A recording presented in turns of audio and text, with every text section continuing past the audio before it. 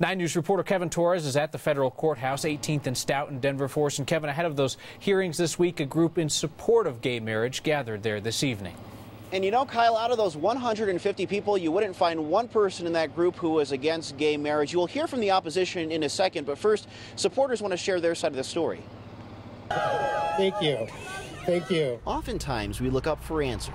It's extremely important. When the real solution can sometimes be found on the ground. I think it really shows that people are engaged in this issue. They gathered here this evening. One person can make a difference. With the hope of making some sort of difference. It's just equality. For Jen Hansen and her male fiancé, it's about showing support. I'm holding off on getting married, yes. Really? Yes. That's awesome. Absolutely. Because what they can easily do, Jeff Allen and his partner cannot. I've been with my partner for almost 8 years, and we want to get married. Anybody need a candle? With a flicker of hope, they believe by being here. We believe in traditional family values just as the next person does. By standing up for what they believe in. We will no longer be treated as second-class citizens. They will provide the country with an answer, and that answer, they say, is equality. It warms my heart. So those are the supporters. There are a lot of people who are opposed to equality for marriage, not just here in Colorado, but across the entire nation. These are folks who really just want marriage to stay between a man and a woman.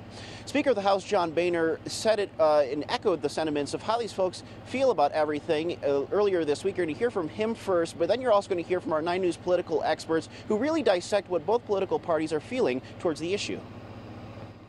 Well, let's not confuse the issue of DOMA and the administration's decision that it was unconstitutional. It's not their role to decide what's constitutional. DOMA was a law passed by the House, the Senate, and signed into law by President Clinton. And in our system of government, the administration doesn't get to decide what's constitutional. The Supreme Court does.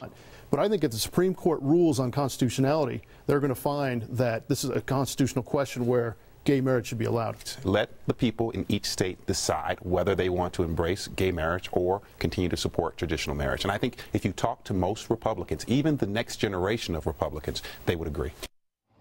And those who are opposed to marriage equality, a lot of them wrote on our 9 News Facebook page this evening saying it's just tradition and this is how we were brought up and this is exactly how we want things to stay.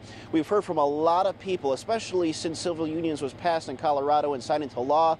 Both parties, both focus points are basically going to be paying very close attention to not only tomorrow's hearing but also Wednesday's hearing. Kyle will be keeping a close eye on it as well, and we'll continue to share both sides of the story.